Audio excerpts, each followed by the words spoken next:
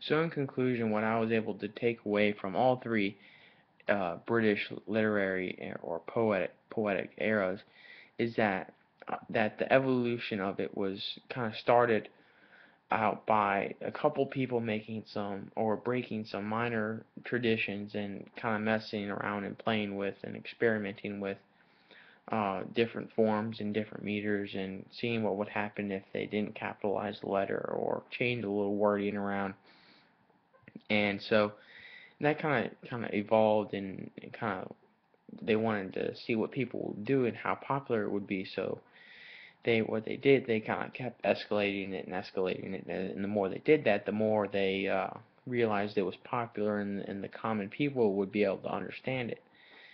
And so it goes on into from Romantic era to and kind of going into the Romantic era and kind of seeing that the religion is kind of slowly not dying out, but kind of fading away in the people's minds. So they're kind of going toward more of emotion, and so we see this in the Silent Night because it's a lot of kind of the light and the light, which is representation of the religion, kind of fading away, and the joy and the kind of the sorrowness and things kind of take over instead of the religion, which kind of which was typical for the time. And so in the Victorian era, this is kind of the evolution of this is kind of a little bit more drastic. So we see um, that the imperfections of praising God. Now, in this instance, the Pied Beauty, God is a very heavy, and religion is a very heavy, very important part in this poem. But not all of it, not all the times it was like this. I think this is one instance where God is probably the main uh, point or claim that it's trying to make and how important God is.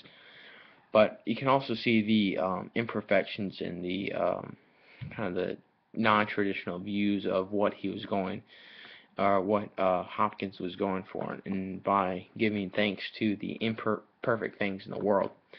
And so then it goes on into the modern era of the British poetry, and he kind of this is really where it starts to get dark and kind of religion's kind of really fading away and darkness is kind of taking over and all seems glum and everything's just kind of going downhill for what it seems like.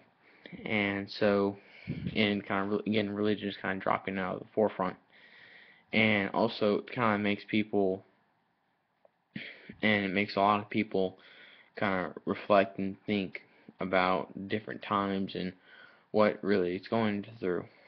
And so you can kind of see the evolution of kind of the different changes, and especially in the modern era because it's a very free and a very untraditional format.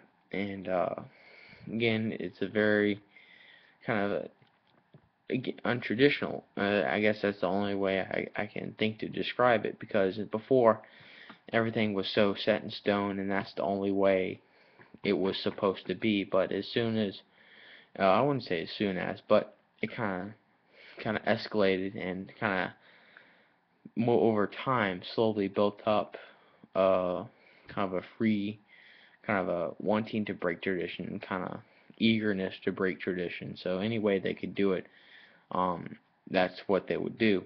And so you can see this kind of escalating over the time through the Romantic, Victorian, and finally through the modern eras. So I think that's what I would take away is that the evolution is kind of setting up everything. So one thing kind of lead up to another.